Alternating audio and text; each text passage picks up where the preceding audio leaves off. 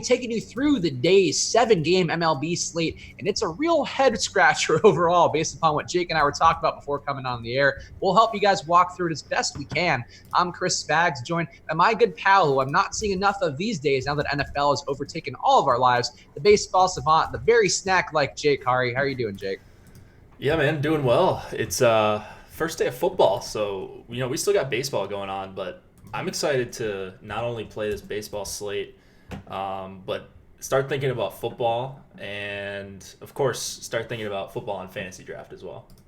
Of course, Fantasy Draft. Jake, that Fantasy Draft is the official home of Rake Free Daily Fantasy, and that's why we are happy to have them here as a sponsor of Live Before Lock. And of course, if you go to FantasyDraft.com, now you can play your favorite contest Rake Free there, where 100% of the entry fees are paid to contest winners. For a limited time, Fantasy Draft is offering a free 7-day trial on your first $1,000 in Rake Free entries. So go to FantasyDraft.com and use the promo code AWESEMO, AWESEMO, to get your free 7-day trial. And if you get in there right now, they have the big contest going on, the one that the name escapes me, but I am a fan of the brand of Hooters. Unlike you, Jake, you American trader. Did you hear saw that yesterday? Did you hear that? Yeah. No, I'm not a fan of it. I can't be a fan or not a fan if I've never been. So I've only walked by when I was a young adolescent, but they're doing some cool things with this $1 million Hooters kickoff. So it is a Sunday only contest. Man, it doesn't get much better than this. Rake free, 150 max in the $20, the $20, 150 max in the $4, 150 max in the $1. So they do have the CSV edit, so you can upload your CSV. And man, it's just a great deal playing Rake Free Fantasy. They even tell you how much money you're saving compared to the 15-16% rake you're paying elsewhere. Yeah, Hooters, and you go spend that money that you've saved on Fantasy Draft at Hooters, where a place I've loved. So this might not be Fantasy Draft may not want to hear this. I've dated Hooters waitresses before, at least one in particular who for an extended period of time. And I'll tell you what, they put a lot of sacrifice to bring you the wings out there, a lot of fun things you have to deal with. So go support them, go support Fantasy Draft, support everybody at once. But I'm glad to see this pairing together. I like seeing the Hooters ad on our site. It brings back some fond memories from days of yore. Sounds interesting. You know what? Being a waitress is hard, Jake. Being a waitress and tight, the shirts they wear, yeah, it's really uncomfortable. Apparently, they all hate it. But it is a great brand and great fried chicken too. From the buzz on the street is. So go check them out. And of course, also go to awesemo.com/join. We have a bunch of new packages right now. Our express packages, which are meant for the casual player, where you get Alex's grades and also some other tools to help you make lineups without kind of doing as much of a dig deep kind of situation as many of us do while we're making our crunches. It's really ideal if you want to try out the site and also just kind of not put a lot of effort into building lineups. So go to awesemo.com/join. If you also want a monthly pass, I completely blew that one. If you want to get a monthly pass to use the promo code Live Before Lock for half off your first month of Awesemo Plus. But the weekly passes, though, go check them out. If you've never tried being a member, or if you're like, oh, the price is too much for me, that is the one for you. The express passes are going to help make that easier for you. Yeah, I pulled up the packages page. We've got a new revamped join page. So same place in the Awesemo Plus spot here in the top left of awesemo.com, but completely revamped, and it'll kind of walk you through. It'll ask you some prompts before you join. It'll say, let's start your membership, and ask you some questions about how much you like to play. Are you a serious fantasy player? Are you a pro? Do you like to play season long? Do you just play casually, maybe on some NFL Sundays? And that's why we have these express packages. So I think really cool, and it seems like a lot of people are liking it. A lot of questions. If you have questions, of course, go to the frequently asked questions. You can email support if you have any questions. Josh or I or Nolan will respond to you. And yeah, it's some pretty cool stuff going on at awesemo.com. Yeah, we have a lot of things going on. So go right now to awesemo.com/join and check it out. And those are the plugs for now, though we'll probably hit you with one more later because we've got to plug the social media thing. But hey, let's get to the whole slate here, Jake. And as we mentioned, it is a really tough slate. I have to say, this is one of the tougher pitching slates I think we've had in a while. In terms of value, we often talk about the 2x value threshold in which we're targeting the players for. And I think, or particularly at pitcher, and I think this is one where nobody comes even close. The best value guy we have right now in the slate looks like Eliezer Hernandez at a 1.9x value on DraftKings at least. It's going to vary from site to site, of course. So I ended up with, I guess let's talk about the chalkiest guy in the slate, and it really doesn't feel like a safe chalk because he projects terribly. Steven Strasburg, who's going to be 31% owned on DK, going to be the highest owned pitcher everywhere it looks like, based at least on the last poll that I did. How are you feeling about Strasburg today going into his arch enemy, the Heat in Atlanta? Yeah. Are you talking? Wait, I thought you were talking about Freed. Oh, No, it's talking Strasburg. oh, okay. I mean, we can talk about that too right after. But no, I wanted to go to the top guy because Freed's not Okay, owned enough. Strasburg. I thought I missed something there. Strasburg. Of course, he's 11-1. Adam and I talked about him this morning, and we were just saying that we don't think we're going to get to 40%. I still don't think that's the case. It's just I don't want first of all, I don't think it's that great of a spot for Strasburg in the Heat. Not that he can't pitch in Heat. We've seen him have good games in the Heat, so don't pay attention to that narrative. It's just a near 5 implied total here for Strasburg. It's not that good of a strikeout matchup, and it's not like he's a huge favorite either. So 11-1, I think people are just spending up because people like spending up for pitchers and they want to stack up Baltimore and maybe Texas or something like that, and these cheap value hitters. But I'd rather get the super expensive bats, especially tonight when I don't love, where basically the only stud that's priced above 10K, I don't love his matchup. So for me, it's pretty easy. I think I'm going to be under the field on Strasburg. What about you? I am currently under the field as well. I mean, just on our projections, I mean, he's not even close to a 2x value, which I want to see. Also, the team total, 4.8 implied runs, at least on the site that I pull from. That's not a great one for a guy who's priced as high as he is, and I'm just not comfortable with it. I agree with your take on it. I think the numbers for Strasburg on the year look good. He has a 30% K rate. I also don't buy into the whole Heat narrative. I think we've seen him beat that enough times. He's beat the Heat a couple times this year. But I think he's a great pitcher, but it is a tough spot. It's a tough Atlanta lineup. I mean, granted, I think maybe not as tough as it has been for parts of the year, but still guys, you like Acuna, Freeman, Donaldson, those guys have been raking versus right-hand pitching for an extended period of time now with really big power in a day where it's almost 90 degrees in Atlanta. It is very suboptimal conditions. So I agree with you on Strasburg. I'm going to be under the field there. But at the same time, I feel like a real dick because on the other side, I have a lot of Max Fried because he projects honestly pretty close in terms of raw points to Strasburg at a cheaper price. And he does kind of keep the ball down pretty well, where Strasburg has had some struggles with power. How are you feeling about Max Fried on the other side, or do you hate him for the same reasons? I don't love him, but just because he's cheaper, he's a little bit better of a value of Strasburg. I'm more willing to drop down into this mid-tier range, even though there aren't that many guys. Fried's kind of the only one. I think he's good, first of all. 8,400 is a fair price in this spot. And there's not a lot of pitchers, especially up here, that project as good values. So he's not even that bad relative to the rest of the field. I mean, even the 6K guys, a bunch of them are like at 1.6, 1.7, and he's right around there as well. So I was telling Adam this morning, I think I'm going to be using Fried a lot as my SP1 when I go just like cheap pitching and expensive hitting, which I like to do, as you guys know. So he's just the best talent in this range, I think, and he makes sense to get off of Miley just a little bit. Yeah, I think that makes sense to me. And I don't really love the amount. He is the guy I'm the most over the field on, besides one position player, actually two position players from Boston who I could not, I don't know how I don't get them in my lineups. We'll talk about that as we go. But yeah, Max Fried, I think, is a pitcher who I do like what I've seen from him. He does have some strikeouts there. He does have, I mean, not a lot in the actual lineup, but there should be a lot from Strasburg, who does strike out at a 50% rate. If we are going to use the Osmo corollary that Jake and I have talked about before, where maybe get some free strikeouts, and hopefully he can just keep the ball down amongst the other guys, because it's a terrifying Washington lineup. But on this slate, I just don't know where to go. Like, I really don't feel comfortable. I don't mind paying for Wade Miley. I ended up with some Jose Quintana, was at a terrible price in a tough matchup. Like, I just feel like Fried, maybe he pitches deep enough into the game and just keeps the ball down, and I think there's hope for him at least. Yeah, I think there's definitely hope for him. As much hope as for him as any other pitcher on this slate. I mean, it is a really ugly pitching slate. We've had these a lot recently. There's no one that sticks out. There's no one. I mean, there are a couple guys that stick out more than others, but like I could make a case for almost every pitcher on this slate, whereas oftentimes it's just like wipe out half of the pitchers, and now we're down to 7-8 guys on a 7-game slate like this. But here it's really difficult. They're all so below average values that it makes everyone viable at the right ownership. Yeah, I would agree with that take. So I guess, you've talked about your strategy before. So you just kind of spreading your ownership around overall amongst everybody, or are there some guys you're targeting more, and who are you targeting the most? Well, you mentioned the guy. I think maybe the first pitcher that you mentioned was Elisa Hernandez. So I think he's at about a 24% K rate, maybe a touch below on the season.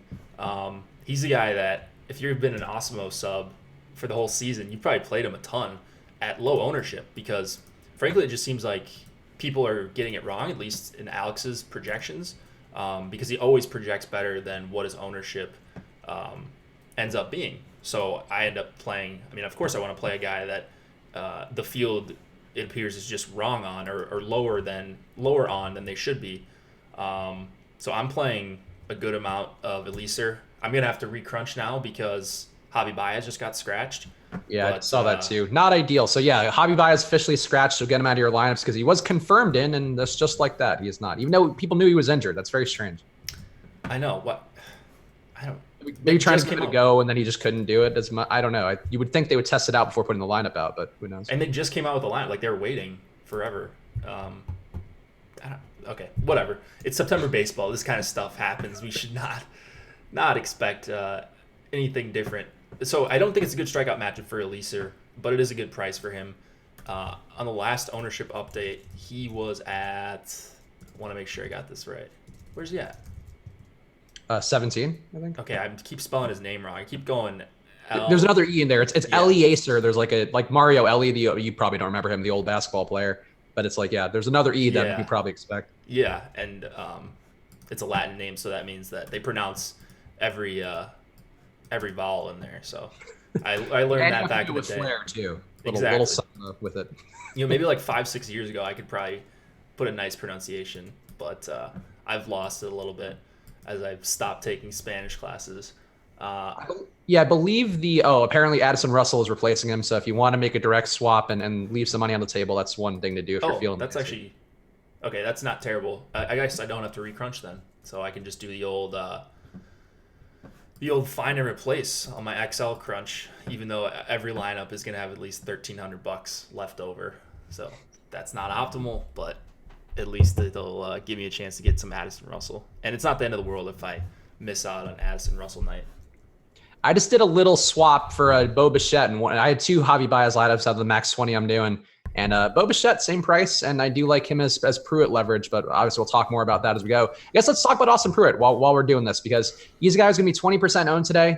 He is going to be comparably owned to the aforementioned Elieser Hernandez, who, I guess, let me just circle back to Elieser real fast. The lefty power he gives up is it jumps out in a really noticeable way.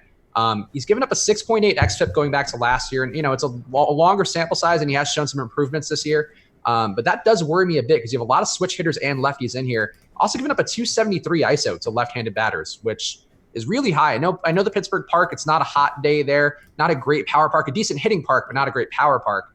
I think there's some reasons to have pause with Elieser, even though he does pop up a lot with our projections at Osmo.com.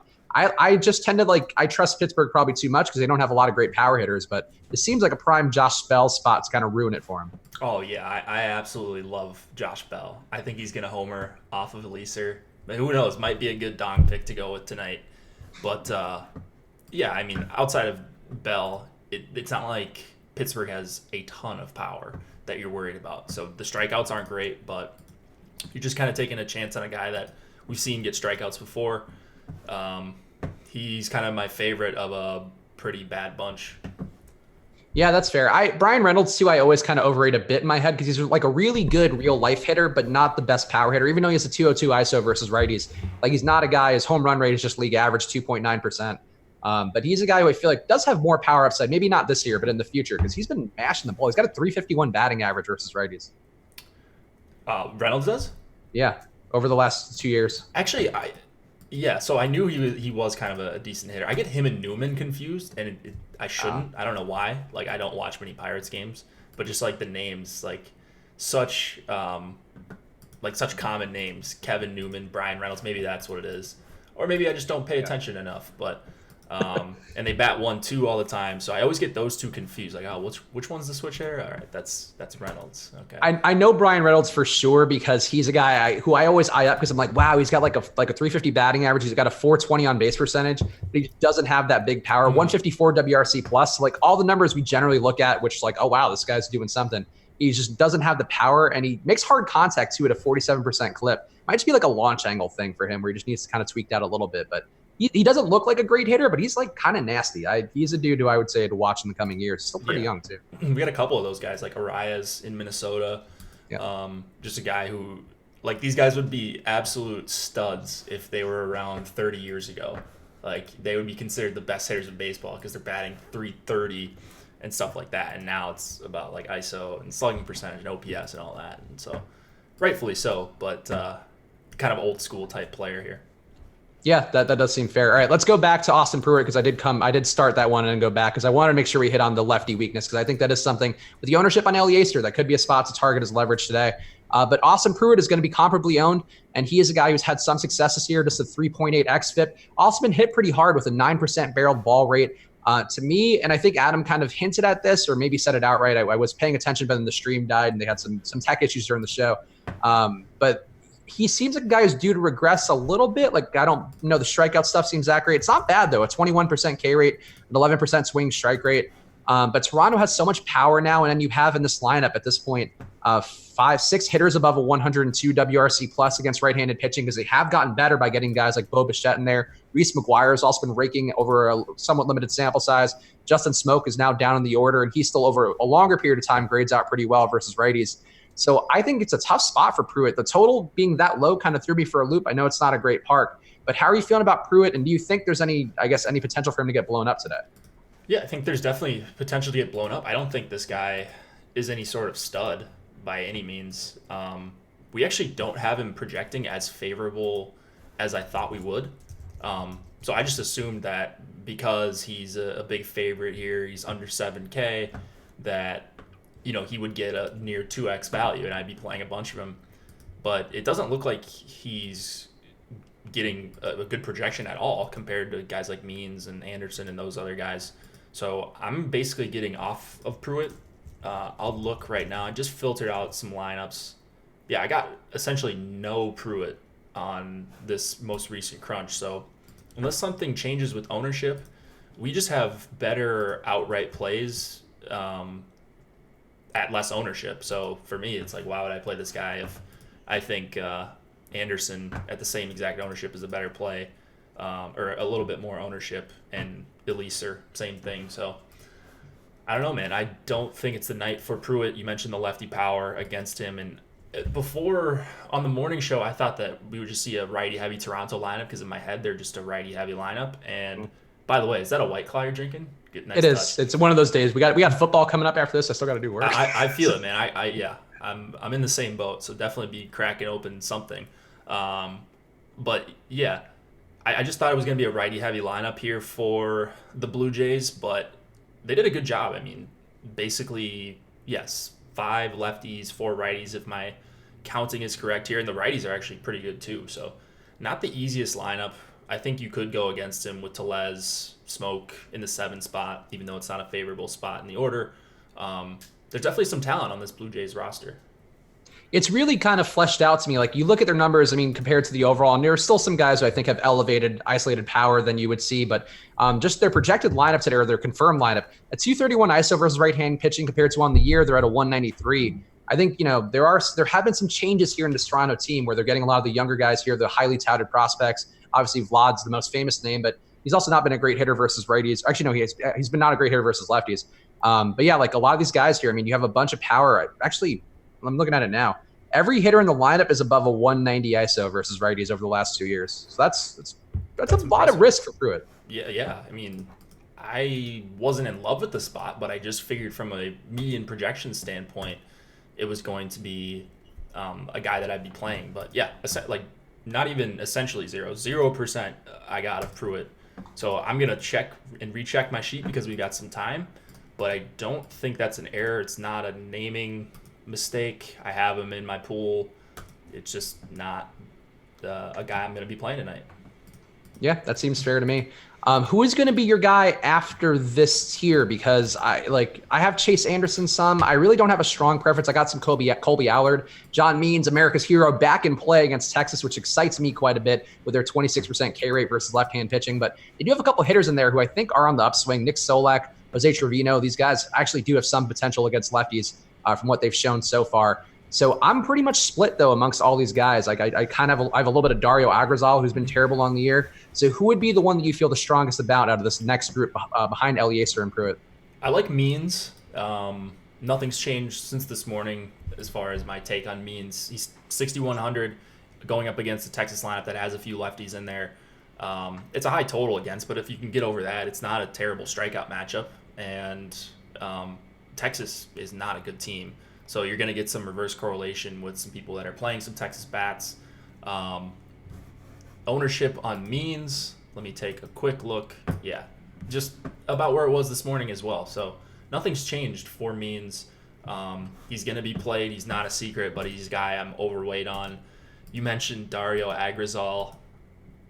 This is another one where I just assumed that since he's cheap and going up against the Marlins, that everybody would be playing this guy. Where's Pittsburgh? There we go. 5,300 righty against the Marlins, but it looks like just over 10% of the field is playing him. Is that right? I don't know. Yep, yeah. I mean, look, he's been bad, but we saw yesterday too what happens. Like Trevor Williams, not as bad as Dario's been, and he got rocked. He gave up a double dong game just like Starlin Castro, I think. Yeah. So it's not it's not an easy spot. I think Adam also mentioned this on the deeper dive. If you caught that show. And of course, if you're not watching that before this show every day, you're just doing it wrong. They should be your pairing. We take you into home. Those guys, Lofty and Adam, do a fantastic job. And Alex, when he's on the show, doing a fantastic job every day. But like Agrazal, I think is a worse pitcher, but he also seems like he's been so bad on the year. Like some guys just jump out where it's like, you can't be this bad forever. We kind of saw it with Chichi Gonzalez the other week, or earlier this week, rather, or last, whenever, everything blurs together, versus the Dodgers, where it's like, he's been so bad. He's pitching in Colorado. Now he's in LA. Like it sort of makes sense that he would have a less terrible day. I think Dario's just due for a less terrible day than what he's shown so far, because you can't be this bad and kind of stick in the majors. Yeah, I think he stinks, but on a major league level. He's not going to strike a lot of guys out here, but against the Marlins, you could easily see a performance where the Marlins have even a 50% outcome for them, just a median outcome for them, and they score 2 runs, but Agrazal goes 5 innings with 4 strikeouts and possibly a chance at the win as well. It's in the range of outcomes, even though it's not a high upside play, but if it's one that people are getting off of that I didn't anticipate, then I'm playing a bunch of this guy in hopes that he can get me 12, 15 DK points. Yeah, and I would say one thing to his credit, of which there are really very little you could give Dario Agrazal, a 30.1% hard contact rate and just a 5.4% barreled ball rate. So he's not giving up much in the way of power, not giving up the hard contact. Even though he has given up some home runs, you can make the argument with those numbers that he's perhaps been a bit unlucky. And that could be due for regression today against the Miami team, who has a 74 WRC plus and a 127 ISO on the year versus righties. So anytime you get a cheap pitcher, I mean, we're finally not getting that, as Jake mentioned, not getting that Marlins price up. Could be a spot to go to him, I think. Yeah, it's not pretty, but no one is. At least he's not pretty and cheap. Yeah, so how are you? You mentioned Wade Miley earlier. We kind of blew by it into the cheap guys because there's so many of these cheap guys kind of congested together in terms of their ownership, which of course you can get for half off your first month with the promo code LiveBeforeLock. Go to awesemo.com/join, use that promo code so you can see all the data that we're talking about, because honestly, for a slate like this one in particular, the data is really going to help you out to kind of figure out what your angle should be and what other players are doing. And if there's leverage out there, and there's actually a lot of leverage to be found, which we'll talk about in the back half of the show. But how are you feeling about Wade Miley here? He's got a very low team total going against Seattle, his former team, getting 3.5 implied runs. And Seattle hasn't been very good versus left-hand pitching. They do have a couple dangerous hitters in there. Austin Nola, Tom Murphy, Chris Randone favorite. Of course, those guys have big power. Dylan Moore's had some power in the leadoff spot. Kyle Seager's had some as well, even though he's a lefty. How are you feeling about Wade Miley? And would you say he's the safest pitcher on the slate? I would say, yeah, he's the safest pitcher on the slate. I mean, who else are you going to argue? Like, Chase Anderson's never safe. Pruitt's never safe. Agrazal stinks too bad to be safe. Yeah, Agrazal stinks. Max Fried and Strasburg both have tough matchups, so he may not be the best pitcher on the slate, but I think more often than not he's going to be okay on this slate. So $9,900 for Miley, you look at that and you would write that off on a lot of other slates, but with Strasburg being in a tough matchup and him being able to use Miley for under 10K here as arguably the best option, I think is really attractive to me. So I'm playing right now exactly double the field of Miley on DK, and I couldn't be happier. I mean, Seattle's a good strikeout matchup for lefties. They have 4 lefties in the lineup. He is, I believe, the biggest favorite on the board, minus 248 right now. I also expect Houston to give him a bunch of run support. So if you just look at Miley, he's just kind of a steady pitcher, as consistent as you can be for a mediocre pitcher. But look what he's done his last few performances, 14, 17, 20, 18. He had a negative 2.5 in there, but 20, 20, 22, 17, 15. I mean, if he gets you any of those scores outside of, a complete blow up here, I think you're probably going to be okay. You're looking for 18, 20 points, and I think he can do that. Yeah, I think that's a fair take. And I think on a slate for me, I kind of wish I had more Miley and just found the money instead of going to Fried, because Miley is Fried, but in a much better spot. Even though I think, I do think there is some dangerous power in Seattle, Miley just really doesn't give it up. He's given up a 127 ISO going back to last year, only a 5% barrel ball rate this year. On the year, his strikeouts have also been up a bit. He's up to 20.6%, which is not above league average, still underneath it. But going back to last year, he was at 18.6%. So, yeah, I think Miley probably, to me, would be the guy I would trust most in cash, even though the ownership isn't quite there as much as I would think. He does seem like a guy who keeps the ball down well, and even though Seattle has power, I find it hard to believe he gets blown up by it. So, yeah, I think that's a fair take on it. Also, real fast, because EMAC, our boy in the chat, and it is almost double dong pick time, rather. EMAC requesting that we plug the Live Before Lock show coming up after us, 7:30 p.m. Eastern here. They'll be doing a little Showdown Live Before Lock. It's a new feature for us this NFL season. Going to be having these before all the Showdown slates. Every single one, we will have EMAC and a rotating cast with him. I think tonight it's Ben Rasa. Yeah. Ben Rosa's doing it tonight with them. And I love Ben. I don't know, Jake, you've never done a show with Ben, right? I've never done a show with him, but he's obviously incredibly sharp, and I love his analysis on NFL and PGA. I mean, I don't know what I'm talking about, but he definitely knows what he's talking about, and he smashes DFS in a number of sports. Yeah, Ben is a really smart guy. That's right. I forgot about the PGA stuff as well. But if you've been following the PGA content that's been going on all year long, Ben's been doing a great job along with Jason Roslin on there. So go check out their show. EMAC, our old pal, who is currently the Dong leader, is trying to bring it over to another sport now. Maybe he'll be the Showdown leader of the year. I don't know what he would lead in, but maybe just earnings. He'll win and he'll be the top Osmo employee in earnings for Showdown slates. That's going to be hard. It's going to be tough to do that, to come back from the deficit tonight after I banked this milli, though. That's true. Jake is rolling big with a Showdown. So we'll be watching as well. So go check those guys out. Ben, I'm excited to see more Ben in my life, because I don't play PGA, so I haven't watched many of his shows. But Ben always makes me laugh. He's like got a very dry wit, and he's very smart as well. So one of my favorite guys to watch, who I don't get to do a lot of shows with. And then, of course, your old pal. I think it's going to be a pretty good duo. I mean, my old pal likes to steal home run picks. That's true. Speaking of it, though, it is home run pick time. Of course, we are doing our dong picks, and it looks like I just ran through the stats from yesterday. Only one of us got a home run yesterday, and that is Big George Soler. My horse in the race got a home run, while everybody else's didn't. And if EMAC hadn't stolen Francisco Lindor for me on the first day I got back from vacation, I'd be riding a hot streak right now. We'd all be like, wow, Spags is 10, and all that vitamin D he got really helps him out. But instead, now I only have one out of the last two. But Jake, actually, I'm not going to let you go first, because I have one guy overwhelmingly, and I'm just going to take him. Mookie Betts. That's my highest exposed hitter, so you can't avoid him. He's in every crunch. Every lineup I had is Mookie Betts. I don't know how. I have exposure caps. It didn't make sense. Josh is more of a gentleman, lets the winners go first, but that's bullshit. Losers should go first. Like when you score a point in pickup, you give the other guy the ball. I guess it all depends. No, you don't. You make it take it. What are you talking about? I guess it depends how you're playing. An NBA 2K's pickup game, which is the most recent pickup game I've played, the loser gets the ball. Oh man! All right. Well, let's see. I picked Devers last night. It's just a carousel of Red Sox, Astros, Dodgers, and Yankees for me these days. Take JD. Just taking all the chalk. I didn't like how JD looked at the plate. I watched some Boston yesterday, but no, I'm kidding. I'll take JD. All right. Boston. Well, we'll get to Boston, but yeah, it's going to be Randon's pick. God, that is such a good pick, by the way. Josh Bell. He's going back to him. Randon picked him yesterday too, so double the Josh Bell for Randon. But that is a very solid pick. I agree. We talked about why. I mean, the lefty splits for relegation, that power he gives up at 270 ISO. You're not going to find many like that on this slate. Yeah. So one of us is going to get the double down, one of us is not. So it's going to be great. It's going to be Christian Vasquez who goes off for 200, which actually I'd be okay with because I'm way over the field. So let's talk about it. Emax pick will come in. Josh is out of commission. If you want to tweet Josh, I'm sure he's doing fine with the hurricane stuff. But if you want to tweet him some love, tweet Ola at Josh Engelman. Give him just a little pat on the head virtually because he is dealing with the Hurricane Dorian. Dorian, that's the name, right? I believe so. Yeah, if it's not, somebody will correct us real fast. But he's dealing with the hurricane issues down there, so please go support our boy Josh. And we hope he's doing well out there, even though he said he wasn't worried about it. So I'm not worried if he's not worried. But yeah, so go support Josh at Josh Engelman. And that gave us enough time for Emax pick didn't come in. That's a different alert. I don't see. Oh, he put it in the NFL chat like an asshole. He's in NFL mode. Someone posted a Chipotle burrito. Dave posted a Chipotle burrito that looks tiny.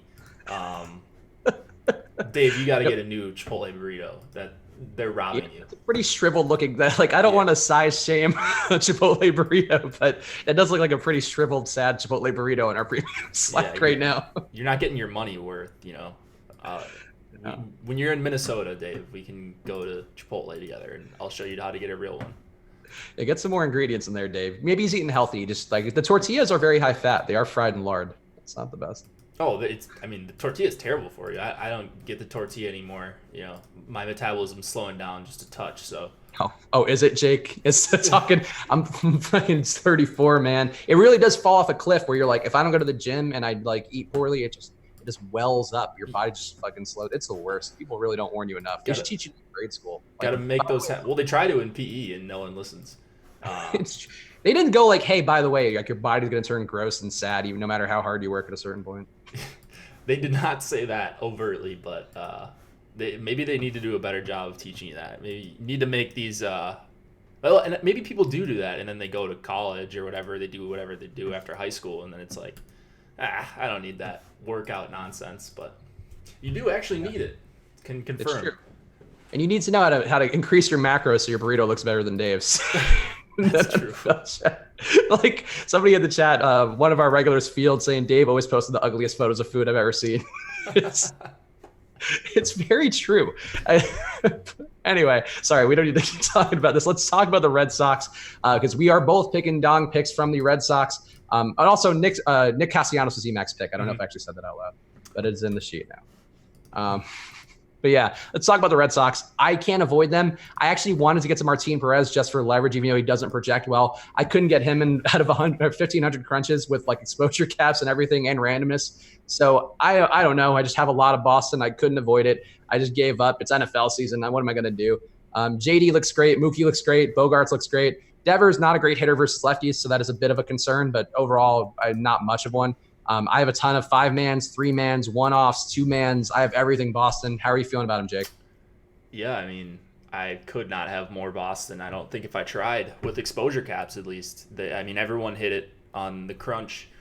When I'm filtering out my lineups and I account for ownership and all this stuff, and I also account for the top stack tool and which teams are under-owned. So let me update the top stack tool. I think we may have one update since the last time I did this, so that might change a few things, but Boston just looks like the best stack by far. So it is a Martin Perez thing. He's not what we saw earlier in the season when we thought he might have changed some things. He's regressed a little bit, and Boston, their record isn't fantastic, but they are a very good hitting team. They should crush him here. You would think more often than not they would. And they're not even priced up probably as much as they should be, at least the guys at the bottom of the order.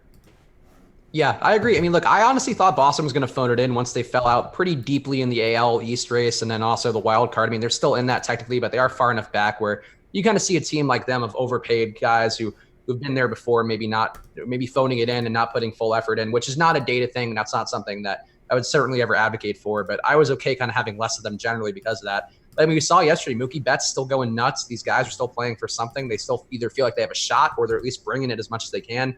And not the hottest day in Boston, only 67 degrees. So that's a little bit of a ding, but the highest implied total on the slate. And these guys just hit lefties extremely well. You have Betts with a 156 WRC plus, a 261 ISO, JD with a 200 WRC plus and a 366 ISO going back to last year. Bogart's a 120 and 218.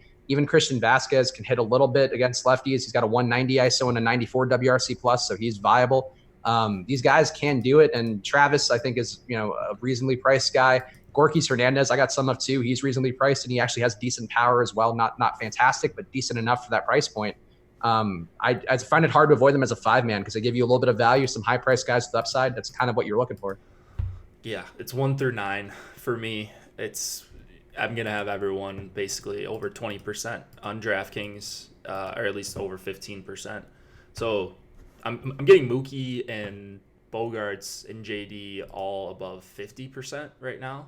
So it's just, even in my non-Boston stacks, I think they are pretty essential to just having some Boston exposure. Another team could go nuts and score 15 runs, but I have a hard time believing you don't catch a couple home runs here from Boston or a couple big performances in their 1 through 9. Yeah, I would agree. And also with the Top Stacks tool, which of course you do get with that Osmo Plus memberships, use that promo code live before lock for half off your first month. They do have one of the bigger discrepancies between their top stack percentage or chance of being a top stack and their actual ownership right now. So that is also a reason to go there too. That's one of the things that you get with that membership. You can really find these stacks a little more easily without worrying about kind of doing the mental math yourself. Just subtract the ownership from the top stack percentage, and that's usually a pretty good barometer of where to go. Speaking of, Jake, on the same side, do you have any Minnesota? Because Minnesota currently projects to be has the best chance of being a top stack relative to their ownership by a pretty wide margin, double the probability of being a top stack compared to how much owned they are. How are you feeling about Minnesota today? Because I didn't get a bunch of them going against Eovaldi, but then I kind of forced it in because I wanted to make sure to get some. But how are you feeling about them and I guess Eovaldi, who's gotten hit pretty hard on the year?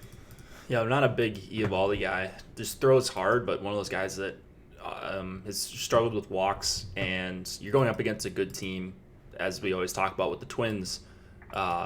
Similar to Boston, they're deep.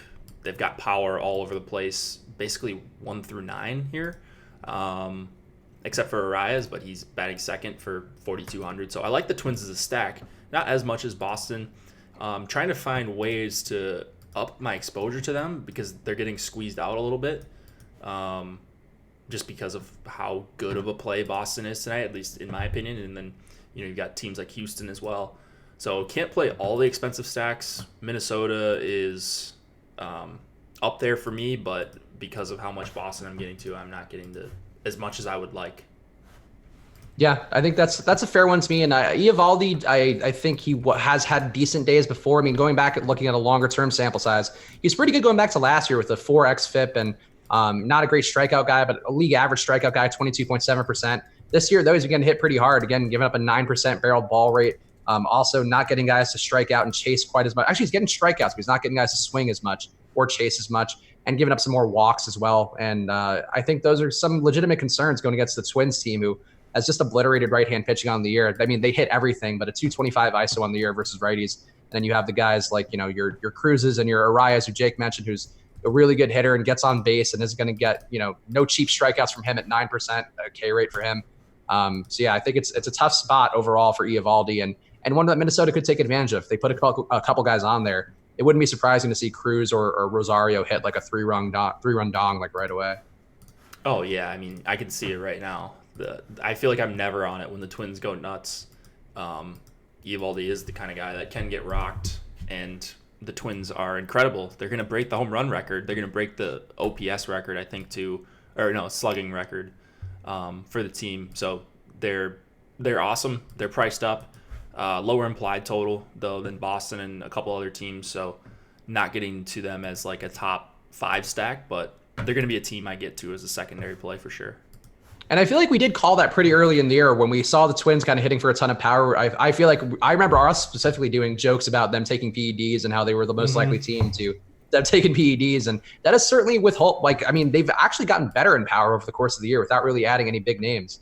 And that's crazy. Been kind of waiting for them to drop off a little bit, and they really haven't. They had a little bit of a lull before the All-Star break, but they've just been steady the entire season as far as hitting home runs, hitting for power, and I think they've been pretty lucky with injuries. Haven't had guys out for at least their main guys. They haven't had like Kepler and Cruz and Rosario and Sano out. Well, Sano was out earlier in the season, but it feels like they are just a deep team that just has been crushing the whole year.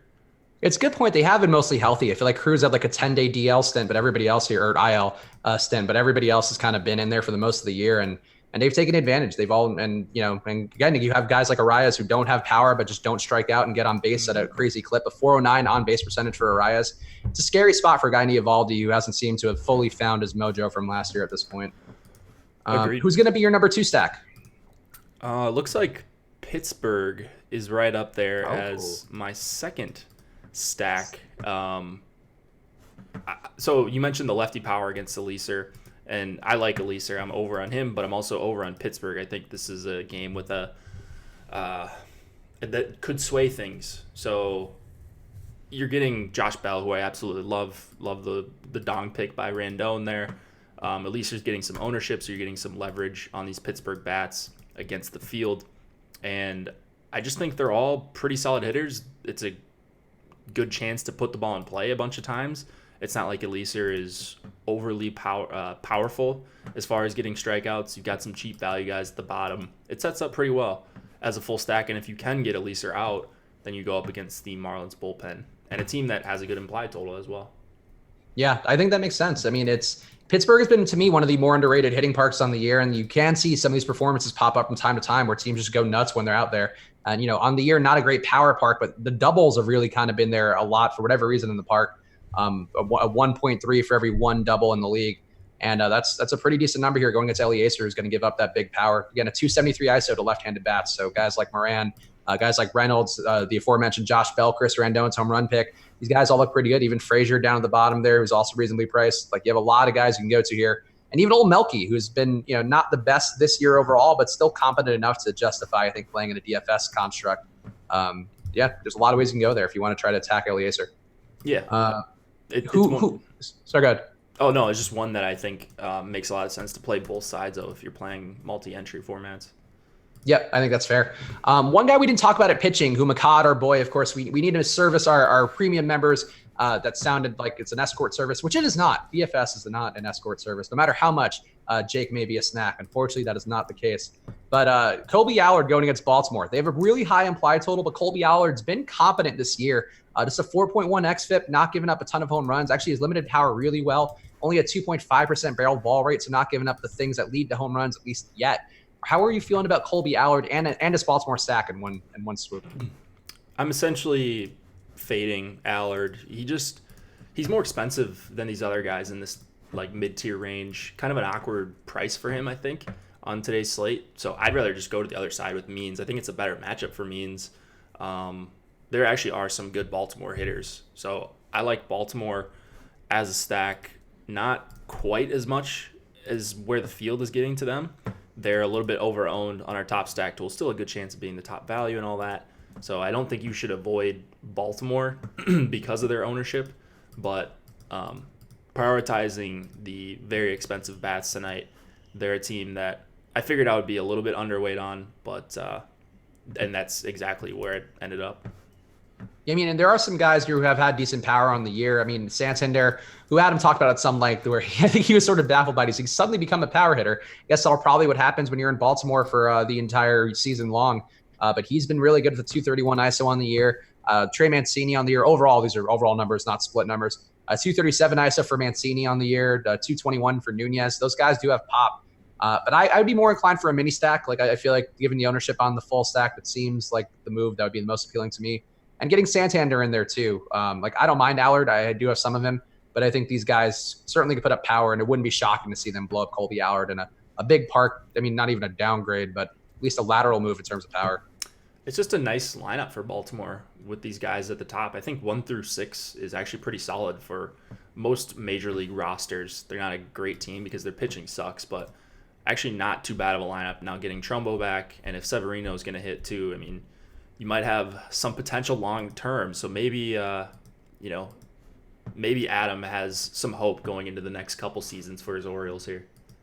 Yeah, and Adam's going to be there tonight. So if the Orioles do go off, we can claim that it was in his honor. A former first pitcher at the Orioles game. Maybe he actually would be the best pitcher on today's slate, I think. Yeah, I'd probably play Adam. We always talk about it, but he's got a good looking windup, but he said fatigue it might be the thing for him. So he says once he throws had a couple beers and popped on the deeper dive. Yeah, once he throws like 4 or 5 pitches, the shoulder starts to hurt. So that's not great for him. But maybe in a relief appearance, like a Ryan Stanek, come in and strike out 2 guys and leave. You did watch the show, right? Like, I thought it was funny because the YouTubers, like, like if I have a White Claw on the show, or if Adam had a couple beers for during the show, or Josh with his goblet of wine, or Cavassier doing it at any given moment, like, we all are adults who know kind of how to manage things. But like, Adam was a little chipper to start the show, where you could tell like he kind of got out, had some fun, even though it was brief, and he came back in and was feeling good energy, and they're just like, this guy's hammered right now. It's like he's just happy. He's happy doing this. I think he was scrambling. Lavi was probably making fun of him or something for scrambling back to try to, because he was getting takeout or whatever. But no, he was not even close to where he couldn't be on the stream. But yeah, I don't know. I didn't know he was a takeout guy. I'm a big takeout guy myself, so I might have to start trying that. Maybe get the takeout beer. I always order online though, so I never have a chance to sit down and like get a beer if I order from like Buffalo Wild Wings or something like that.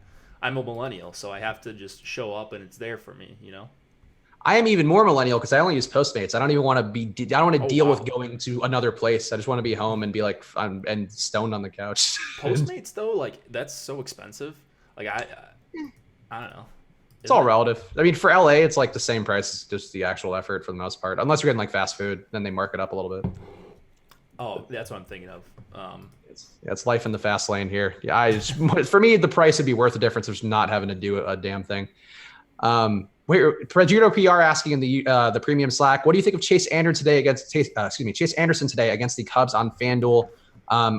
We should talk about the Cubs stack first. I actually think the Cubs are an interesting contrarian stack, or leverage stack rather. These guys have power. They're getting a theoretical park upgrade going to Milwaukee, even though it's not going to have that famous Wrigley wind helping them out. These guys do have pretty good power. They're going to the park, which has allowed more home run power, at least overall. So I have Chase Anderson, but I have a good amount of Cubs going against them. Jake, how do you feel about both parts of the equation here? I like Anderson. I don't love the Cubs. So I like Castellanos. I like Chris Bryant. I guess Contreras is fine as well. On FanDuel, Chase Anderson is 6,400. I'd be careful playing a ton of him over there because I don't think it's overly likely he's like a top 3 scoring pitcher.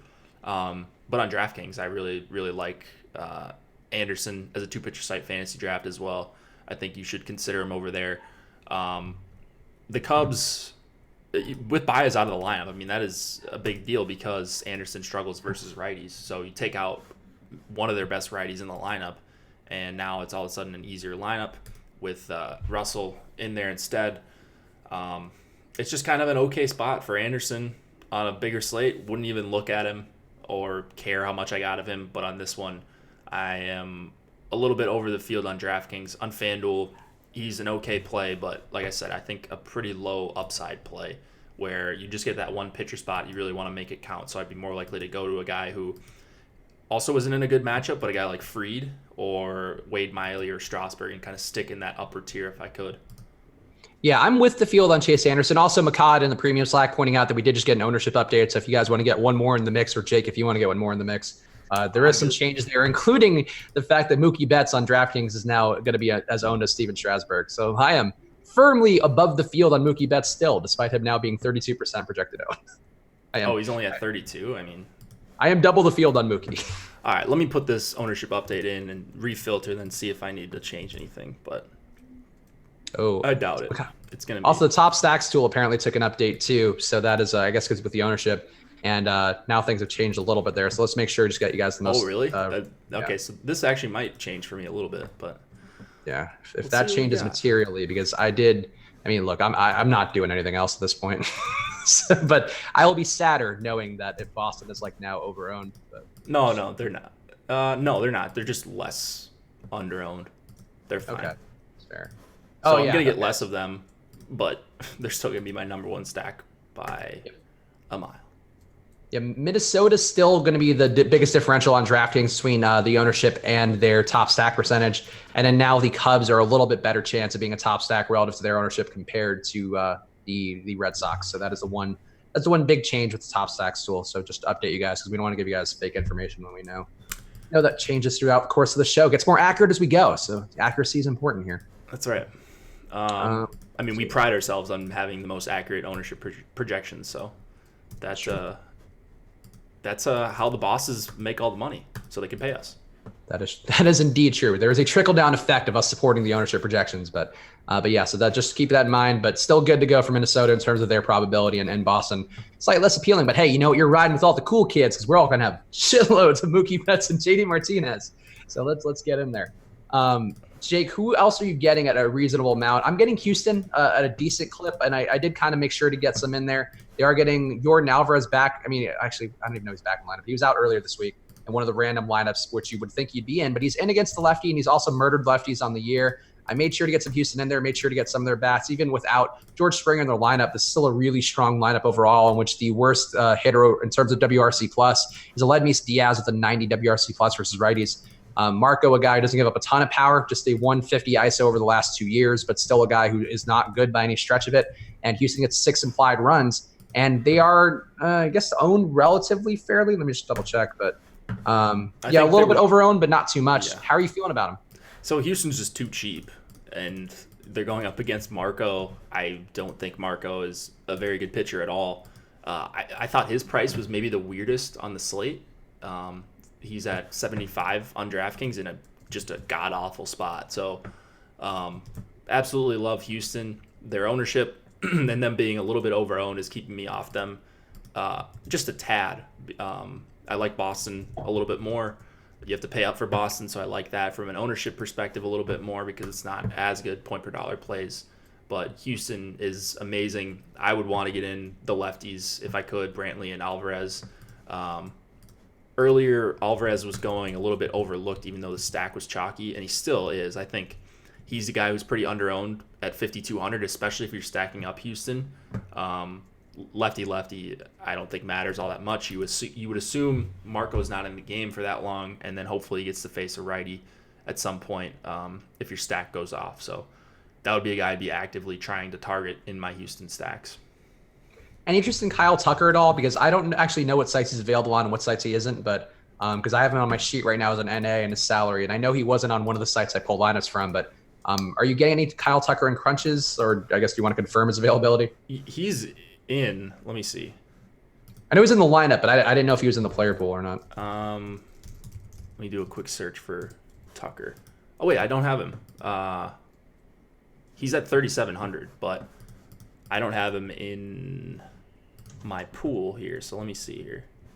Yeah, it looks like he's available on DraftKings on Fantasy Cruncher, but yeah, I don't think I got him. Do we have the projections updated? That might be the reason. Oh yeah, I just have his ownership. I don't have his projection.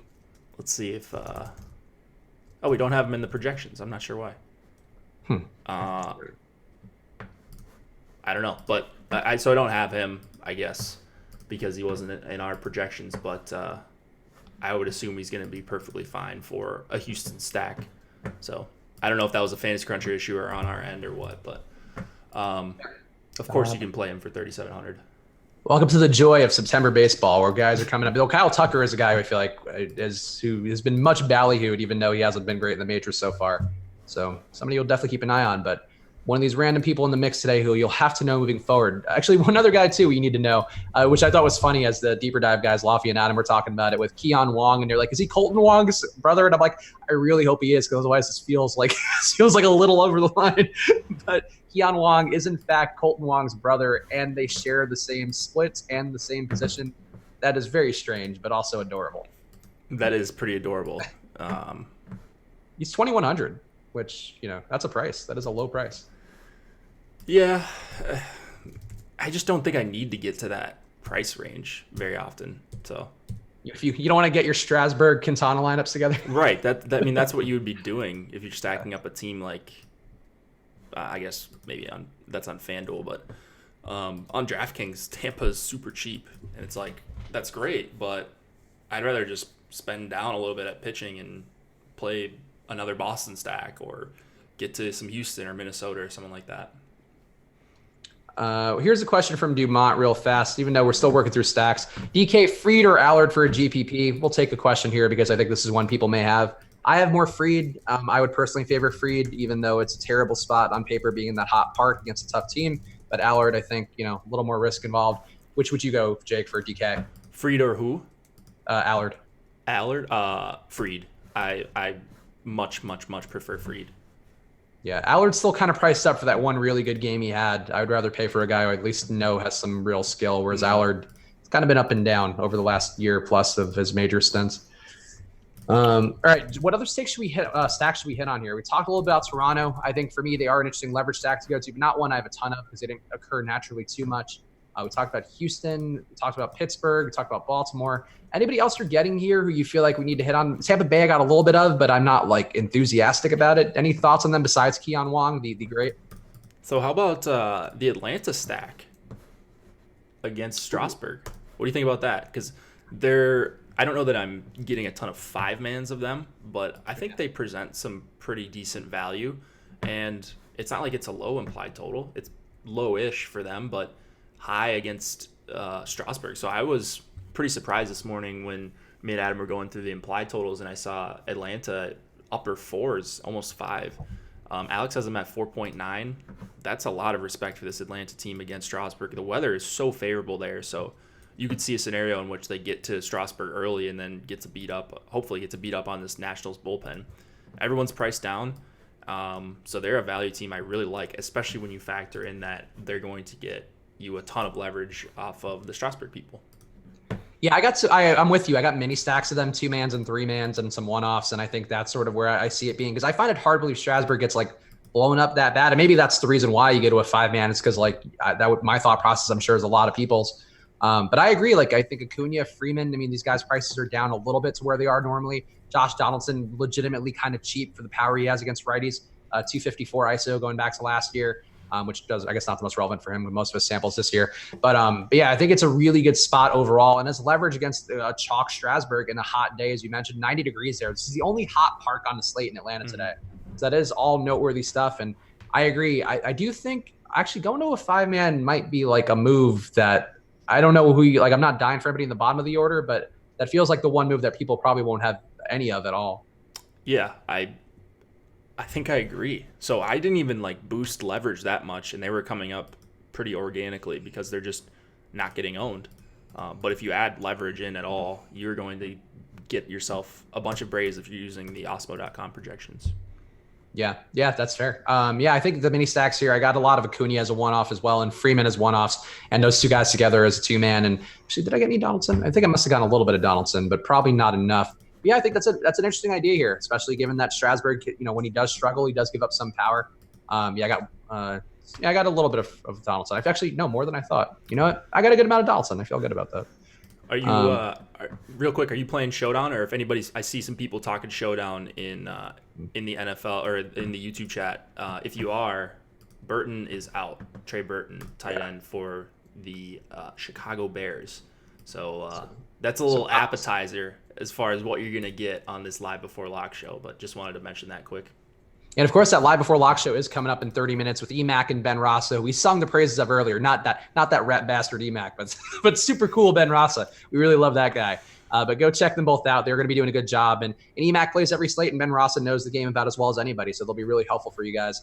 And also, I believe that now that we know Trey Burton is out, I think the boss man gave a pick the other day of Adam Shaheen being his sneaky $1 million winning tight end if Trey Burton is out. So maybe get some Adam Shaheen in your lineups if you weren't already planning on doing so. Yeah. I'm going to have so much of that guy because I'm MMEing this.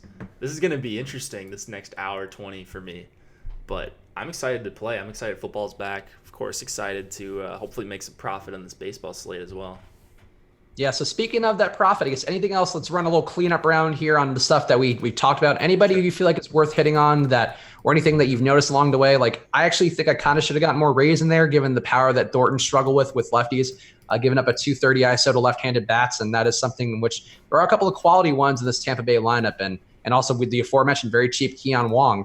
So I kind of wish I'd got more Tampa Bay, but anything you're noticing that you feel differently about than we talked about? Nothing that I feel differently about, but I am getting to some Miami bats as well. Just wanted to mention that. Got less Elieser than I anticipated earlier. Still getting to a good chunk of Elieser Hernandez, but the Braves are the team that's making a late charge for me. I don't know, man. This is going to be an interesting night. I ended up getting 54% of Max Fried. 54. So I'm 6x the field on Max Fried. I was so over the field I had to like manually walk him back. Also, wait. So a free agent baseball pitcher just followed me. I feel like it must mean we're having a good show here. Ryan Webb, which his name sounds familiar, but maybe he's watching the show right now. Shout out Ryan Webb. There you go. I'll give him a follow back. I'll give you like Chris Rendon and like have pitcher friends, but like there'll be guys who aren't in the league anymore. He's got Walker Buehler. I'm like, oh, Ryan Webb's my guy. I don't have any pitcher friends besides one of my buddies played for NDSU a few years ago, but nothing crazy. Yeah, no, maybe Ryan Webb. We could share him as a friend, Jake. I'm willing to share. Right. Having friends come together is all I care about. Sounds good to me. Let's see. Anybody else worth hitting on anything else? Checking the chats for questions right now. Premium Slack asking, Hernandez or Means is a question from Chris Carver in the Premium Slack. No site given, but might as well take it. Who are you feeling more, Elieser or John Means? I like John Means a little bit better. It's pretty close, but give me Means there against this bad Texas lineup with a couple lefties sprinkled in there. Some high K guys at that. Yeah, I think we've talked enough about Elieser throughout the hour where I really wish I had more Pittsburgh, and I think John Means, just because of that reason of Elieser's lefty struggles and this being a competent hitting lefty lineup for Pittsburgh, I think I would favor John Means as well. Yeah. Got 1 minute left to lock, or probably less than that, so get your lineups in now before you move on to these Showdown crunches. And, of course, the Showdown Live Before Lock show with Emac and Ben Rasa, 7:30 p.m. Eastern. Did we hit on the giveaway at all? Oh, no. Yeah, real fast, too. Also, go to the @Osmo_com Twitter handle. Doing a giveaway. All you have to do is guess Aaron Rodgers' passing yards and get yourself a 1-year free Osmo NFL membership. So you'll get all the season and go. That's really going to be a lot of value. Hopefully, it's something that you can use every week and lots of times in a week, given all the Showdown content that we're going to have coming out. So go right now. Go to the Twitter handle. It's the pinned tweet @Osmo_com. You got about another hour left to get your pick in. All you have to do is guess Aaron Rodgers' passing yards, and it's going to be a jelly bean contest where just guess it, and somebody will get it right. Somebody will get a random pick if we do have a lot of people getting it right. Go right now to the Twitter handle. Check that pinned tweet on the @Osmo_com Twitter handle. It'll tell you exactly what to do to enter and win. And now we're locked.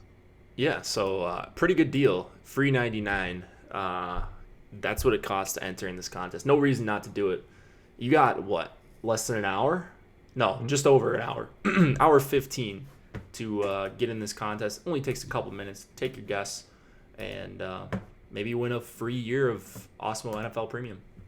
Yeah, so go check that out on our @Osmo_com Twitter handle right now. And anything else, Jake, you want to plug? What's your schedule coming up?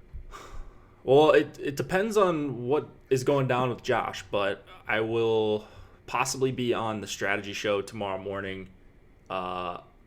Let's see. We've got Live Before Lock tomorrow. I think, is it me and you tomorrow? It is indeed. And I don't even know what else we got going on. I'll be around. I'll be in Slack. Check the content schedule. It's kind of a fluid situation we've got with Josh dealing with the hurricane, so we'll see. But I might be behind the scenes producing. If Josh can't go, I will tap in and do hopefully a decent job of production. But yeah, it's going to be a crazy weekend with NFL starting, so you'll see all the NFL content. I'll be consuming all that, and I think you guys should as well. Yes, hit that like button before you go, guys. And check out, I have a ton of NFL content coming out just every day, basically. But tomorrow I'll have the last of the week here. I've been doing the rankings of Osmo's rankings, actually doing a little video along them, counting down the top 5 players at each position according to Osmo's rankings, and then giving the reasons why I'm in on them or I'm a little bit less in on them. Today was a tough one because I'm really not in on the Vikings receivers, and for reasons I talked about in the strategy show with Lofty this week and a couple shows that I've done. But Alex is very big on them. They project well, and there's a reason one of us has won millions of dollars doing this and one of us hasn't. But I gotta take what I believe in, and that is one of the videos that we did today. So check them out on the channel. And tomorrow, the return of On the Contrary, doing it with Petty Theft, another top 10 player in DFS. One of the first shows, maybe the first show at least that people are going to actually watch. We have 2 top 10 DFS players going, and of course me, who's number 11, so I don't make the count. But Check that out tomorrow on the contrary. We're doing it at 4 p.m. Eastern. I believe it's going to be a live stream. If not, it'll be up shortly thereafter. So go check that out on the channel. And just subscribe, hit the notification bell. Stay tuned for EMAC and Ben Rasa, the great Ben Rasa, and your old pal EMAC coming up at 7:30 p.m. Eastern time, doing a little showdown live before lock. So watch those guys. Keep winning. Hit the like button before you go. We'll see you guys again soon. Good luck.